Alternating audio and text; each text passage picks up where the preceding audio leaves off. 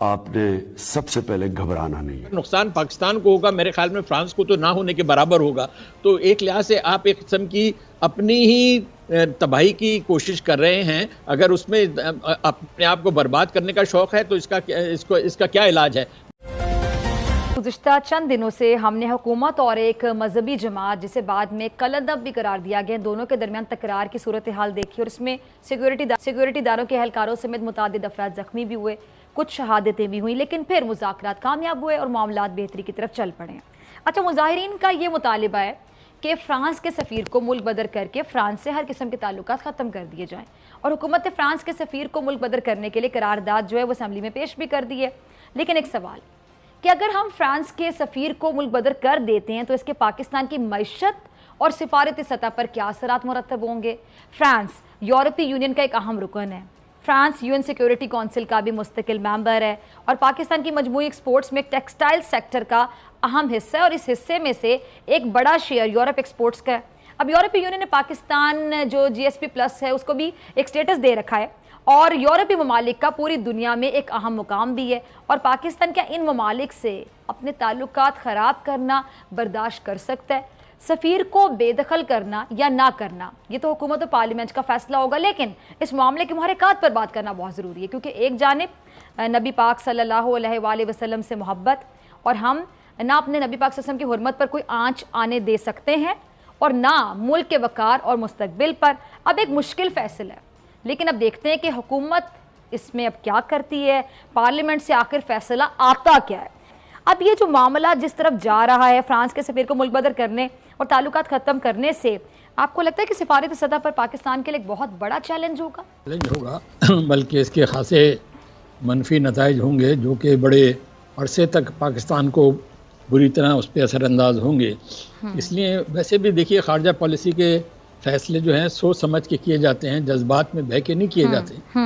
اور دوسری ایک سوال ایک اصول کا بھی ہے کہ کیا فیصلہ ہماری حکومت یا پارلیمنٹ کرے گی، یا ایک گروپ جو کہ جلاؤ گراؤ کر کے دباؤ ڈال کے حکومت کو مجبور کر رہا ہے کہ خارجہ پالیسی کا فیصلہ اس کی مرضی کے مطابق کیا جائے. اگر آج آپ ان کی یہ بات مان لیتے ہیں تو آئندہ وہ کسی اور ایشو پہ آن کے جلاؤ گراؤ کر کے حکومت کو مجبور کریں گے. گویا کہ جو پارلیمنٹ کا ساورن رائٹ ہے، حکومت کا ساورن رائٹ ہے خارجہ پالیسی میں اور دیگر معاملات میں فیصلے کرنے کا، وہ ان سے چھین کر ایک موب کو دے دیا گیا جو جلاؤ گراؤ کر کے اپنی منمانی کرنا چاہتا ہے. تو یہ بالکل ناقابل قبول ہے. ایک ماڈرن اسٹیٹ میں یہ تصور بھی نہیں کیا جا سکتا کہ ایسا کیا جائے گا. تو نمبر ایک تو بات میں کہوں گا کہ اصول پہ آپ چلیے، اور اس قسم کی جو چیزیں ہیں ان سے ہمیں جتنا دور رہ سکتے ہیں وہ ہمارے قومی مفاد میں ہوگا. دوسری چیز آپ ذکر کر چکی ہیں کہ فرانس ایک بڑا اہم ملک ہے. یقیناً ان کے صدر نے جو اسلام کے بارے میں بیان دیا تھا، رسول کریم کے بارے میں انہوں نے نہیں کہا تھا، انہوں نے اسلام کے بارے میں کوئی بات کہی تھی جو ہمیں ناگوار گزری. یقیناً اسلاموفوبیا ایک فینومینن بنا ہے جس کی ہم شدید مذمت کرتے ہیں، اور جو کوئی گستاخی رسول کی بات ہوتی ہے اس پہ تو کوئی کمپرومائز ہوتا ہی نہیں. ہم اس پہ بالکل ایک سختی کے ساتھ اس پہ ہم کاربند ہیں. لیکن سوال یہ کیا ہم ایک اکیلا اسلامی ملک ہیں دنیا میں، یا 50-60 اور بھی اسلامی ملک ہیں؟ کیا ایران میں اس قسم کے مظاہرے ہو رہے ہیں؟ کیا سعودی عرب میں ایسے مظاہرے ہو رہے ہیں؟ ایک لے دے کے صرف پاکستان کے اندر یہ ہو رہا ہے. اور بھلا آپ دیکھیے کہ ان سے آپ یہ کہہ سکتے ہیں کہ فرانس سے کہو کہ معذرت کرے یا اس قسم کی بات کرے، وہ کہتے ہیں نہیں، فرانس کے ساتھ تعلقات ختم کر لو. اس کا نتیجہ کیا ہے؟ ایک تو فرانس بتا دیں خود بڑا ایک اہم ملک ہے، ہمیشہ سے اس کی ایک اثر رسوخ رہا ہے، پاکستان کو ایڈ بھی دیتا رہا ہے، پاکستان کا بڑا بائر ہے. تو پہلے تو آپ فرانس کی اہمیت کے خلاف ایک بات کر رہے ہیں. دوسرے فرانس ای یو کا ممبر ہونے کی حیثیت سے وہاں پہ بھی بڑا اثر رسوخ رکھتا ہے، بلکہ ای یو بنائی جو ہے اس کے جو بنانے والوں میں فرانس شامل ہے. تو گویا آپ ای یو کے ساتھ اپنے تعلقات کو خطرے میں ڈال رہے ہیں. تو یہ ساری چیزیں جو ہیں میرے خیال میں بالکل ہی ناقابل قبول ہیں. جو کچھ بھی حکومت اس میں فیصلہ کرتی ہے امید ہے کہ قومی مفاد کو دیکھ کے کیا جائے گا اور اصولوں پہ کیا جائے گا. اگر آپ نے کمپرومائز کر لیا اس قسم کے موب نے پریشر ڈالا کہ یہ فیصلہ کرو اور یہ پالیسی بناؤ، تو پھر آپ نے ایک خطرناک روایت قائم کر دیں گے. آئندہ بھی جا کے ملک کو بڑا شدید نقصان اٹھانا پڑے گا. ٹھیک ہے جی، آپ کی طرف آنا چاہوں گی میں. فاروق سلیم صاحب، آپ نے سنا شاید امین صاحب کو بھی، اب پاکستانی معیشت کا یورپ سے ایک اہم تعلق ہے، اور اگر فرانس اور یورپی ممالک سے تعلقات خراب ہو جاتے ہیں، صورت میں پاکستان کی معیشت پر، اکانومی پہ کیا اثرات ہوں گے؟ دیکھیے اثرات کی بات کر رہے ہیں، معیشت کی بات کر رہے ہیں.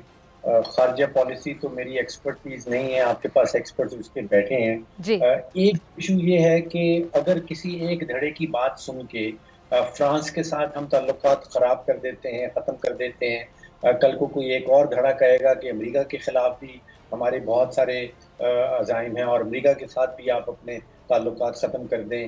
کچھ مہینوں کے بعد کوئی ایک اور دھڑا آ جائے گا، وہ یہ کہے گا کہ برطانیہ سے بھی اپنے تعلقات ختم کر دیں. تو کیا ہم ان دھڑوں کی سن کے دنیا بھر سے اپنے تعلقات ختم کر دیں گے؟ اب معاملہ یہ ہے کہ کچھ غلطیاں، کچھ کوتاہیاں ہماری حکومت سے ہو رہی ہیں. دیکھیے نومبر کے مہینے میں سوچے سمجھے منصوبے کے تحت ہمیں نیگوشیٹ کرنا چاہیے تھا ایک پارٹی کے ساتھ، جبکہ ان کے ساتھ حکومت خود معاہدہ کر بیٹھتی ہے کہ ہاں ہم یہ چیز آپ سے اگری کر رہے ہیں، اور پھر جب وہ باہر نکلتے ہیں اور ہمارا کہنا یہ ہوتا ہے کہ جی وہ یہ کہتے ہیں کہ آپ معاہدے کی خلاف ورزی کر رہے ہیں. تو مجھے یہاں پہ نظر یہ آ رہا ہے کہ چاہے وہ معاشی میدان ہو، چاہے وہ انٹرنل پالیسی کے حوالے سے ہو، چاہے وہ خارجہ پالیسی کے حوالے سے ہو، حکومت کے پاس کوئی کریڈیبل قسم کی، کوئی ٹھوس قسم کی ٹیم ایگزسٹ نہیں کرتی. اب یہ کوئی کھوکھا نہیں ہے، کوئی دکان نہیں ہے چلانی، یہاں پہ ریاست پاکستان کا کاروبار چلانا ہے. شاہد امین صاحب، آپ کے خیال میں پاکستان اگر فرانس کے جو سفیر ہیں ان کی ملک بدری کا فیصلہ کر لیتا ہے تو فرانس پر اس کا کیا اثر ہوگا؟ ہمارے وزیر اعظم کی پوزیشن صحیح ہے کہ ایک تو ہمیں ان سے بات چیت کرنی چاہیے، دوسرے دیگر اسلامی ممالک کو مل کے ایک مشترکہ پوزیشن لینی چاہیے تاکہ اگر دباؤ بھی ڈالنا ہے تو اس کا اثر ہو. صرف پاکستان کا دباؤ ڈالنے سے اثر نہیں ہوگا، اس کا نقصان پاکستان کو ہوگا، میرے خیال میں فرانس کو تو نہ ہونے کے برابر ہوگا. تو ایک لحاظ سے آپ ایک قسم کی اپنی ہی تباہی کی کوشش کر رہے ہیں. اگر اس میں اپنے آپ کو برباد کرنے کا شوق ہے تو اس کا کیا علاج ہے؟ میرے خیال میں حکومت کو اس بارے میں ایک واضح اور اصولوں پہ مبنی ایک پوزیشن لینی چاہیے. چلو پارلیمنٹ میں چلا گیا معاملہ، اگرچہ جانے کی ضرورت نہیں تھی، تو کل اس پہ ووٹنگ کر کے اس تحریک کو رد کیا جائے، ووٹوں سے اس کو رد کیا جائے تاکہ جو اگریمنٹ تھا وہ بھی پورا ہو جائے اور فرانس کے ساتھ نقصان بھی نہ ہو. ٹھیک ہے. اچھا فاروق صاحب، آپ کی طرف آنا چاہوں گی. اب یہ تمام اسلامی ممالک کو ساتھ لے کر یہ کیمپین چلائی جائے، اگر ایسا ہو جاتا ہے مطلب بڑے لیول پر تو بڑی بات ہو جائے گی، بڑی اچھی بات ہے اور ہونا چاہیے. آپ کو لگتا ہے کہ ایسا کرنے میں کامیاب ہو جائیں گے ہم؟ کیونکہ مقصد تو تمام لوگوں کا ایک ہے، نبی پاک صلی اللہ علیہ وآلہ وسلم سے ہم سب محبت کرتے ہیں. پوری مسلم امہ، چاہے وہ پاکستانی ہے، چاہے وہ سعودی عرب میں رہتا ہے، چاہے وہ کسی بھی اسلامی ملک میں رہتا ہے، کوئی فرق تو نہیں نا، مسلمان تو سب ہیں اور نبی سے محبت تو سب کرتے ہیں. ٹھیک کہہ رہی ہیں. ایک چیز ہوتی ہے چاہت آپ کی اور میری چاہت، اور دوسری چیز ہے پریکٹیکل زمینی حقیقت کیا ہے. دو باتیں ہمیں سامنے رکھنی ہوں گی. پہلی بات تو یہ کہ پاکستان جو ہے وہ اس دنیا کا ایک حصہ ہے، اور دوسری بات یہ ہے کہ دنیا جو ہے وہ پاکستان کے تابع نہیں ہے. ہمیں آپ نے پلیٹ فارم کی بات کی کہ OIC کو اکٹھا کیا جائے یا یونائٹڈ نیشنز کے اوپر ایسی کوئی بات چیت لائی جائے. سارے مسلم ممالک جو ہیں ان کے اپنے اپنے الگ الگ مفادات ہیں. ان کے اپنے یورپین ممالک کے ساتھ تعلقات ہیں، ان کے امریکہ کے ساتھ اپنے تعلقات ہیں. تو آپ کی اور میری خواہش ضرور ہو سکتی ہے کہ سارے مسلم ممالک جو ہیں، جو امہ ہم کہلاتے ہیں، وہ اکٹھے ہو جائیں، لیکن وہ اکٹھے پریکٹیکلی ہو نہیں پائیں گے کیونکہ ان کے معاشی مفادات، ان کے اسٹریٹجک مفادات جو ہیں وہ سب الگ الگ ہیں.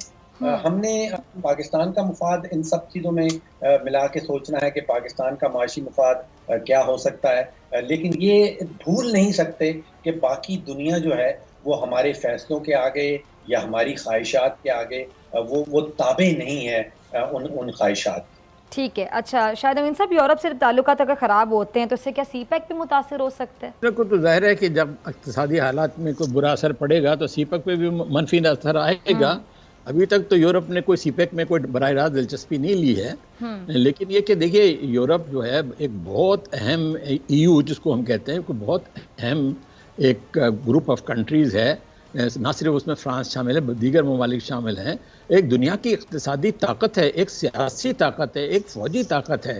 تو ہمیں فرانس یقیناً ایک اہم ملک ہے، لیکن اس کی یورپین یونین کی ممبرشپ اور اس کا جو اثر رسوخ یورپین یونین میں ہے، اس کو دیکھتے ہوئے ہمیں اپنے تعلقات کو یورپین یونین کے ساتھ کسی حال خراب نہیں کرنا چاہیے. فاروق صاحب، फारूक साहब, सी पैक किस तरह मुतासिर होगा इससे, और अगर सी पैक मुतासिर होता है तो फिर फ़ायदा किसको होगा, नुकसान पाकिस्तान को होगा? सी पैक का मैं इसलिए पूछ रही हूँ कि सी पैक का जो रूट है वो हकीकत में तो यूरोपीय मार्केट्स तक रसाई के लिए है ना। मैं इस वक्त ये सोच रहा हूँ कि जिस चौराहे पे हमने पाकिस्तान को ला खड़ा किया है, जहाँ इस किस्म के सवाल उठाए जा रहे हैं कि हमारे ताल्लुकात क्या होंगे, पाकिस्तान के माशी मफादात का तहफ़्फ़ुज़ किस तरह होगा, ये हमें अपना गिरबान खोल के झांकना होगा कि हमारी अपनी कमज़ोरियाँ क्या आ रही हैं। सही। हमारी एक टीम की बड़ी सख्त कमज़ोरी नज़र आती है, हमारी एक विजन की बड़ी सख्त कमज़ोरी नज़र आती है कि हमने पाकिस्तान को किस सिमत में लेके जाना है,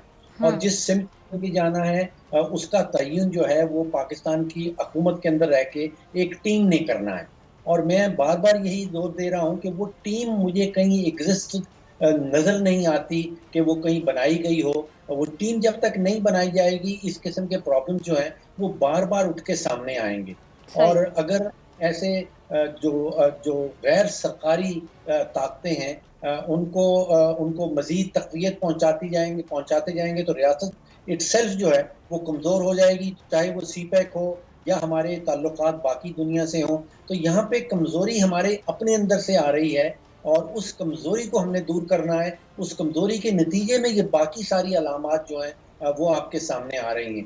तो जब तक हम पॉलिसी के हवाले से, मईशत के हवाले से ठोस किस्म की टीमें नहीं बना पाएंगे, कोई विजन नहीं देंगे अपने मुल्क के अंदर, उस वक्त तक हमें जो है ये इन सारी दुश्वारियों और मुश्किलात का सामना करना पड़ेगा। अच्छा, ऐसे थोड़ी ना कट रहे, कर दो।